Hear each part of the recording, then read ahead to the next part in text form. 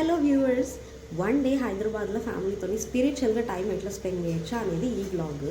అయితే మేము 3 టెంపుల్స్ని విజిట్ చేసినాం. First Jannaigutta Chatragiri Sri Lakshmi Narasimhaswamy temple. ఇది రావిరాలకు దగ్గరలో ఉంది. మస్తు స్పేషియస్ అండ్ పీస్ఫుల్ అనిపించింది నాకు. ఇది శివాజీ మహారాజ్ గారు కట్టించారు కాబట్టి దీనికి ఇట్లా ఛత్రగిరి అనే పేరు వచ్చింది. ఆ తర్వాత మేము శ్రీ ఆదిలక్ష్మి అల్వేల్ మంగ సమేత శ్రీ వెంకటేశ్వర స్వామి టెంపుల్కి వచ్చినాము.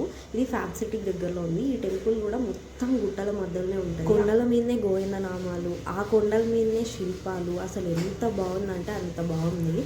ఆ తర్వాత శివుని దర్శించుకోవడం కోసం మనం ఇట్లా మెట్లు దిగేసి కిందకి వెళ్ళాలన్నమాట.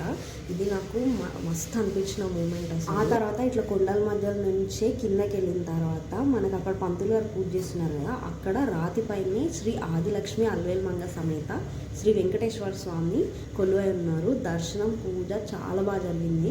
ఆ తర్వాత ఇట్లా టైం స్పెండ్ చేస్తుంటే మాకు ఒక మంకీ కనిపించింది. ఇంకా అట్లా పైకి చూస్తే మొత్తం ఆ దగ్గరలో ఉన్న వ్యూ కనిపిస్తుంది. చాలా చాలా పీస్ఫుల్ అనిపించింది నాకు.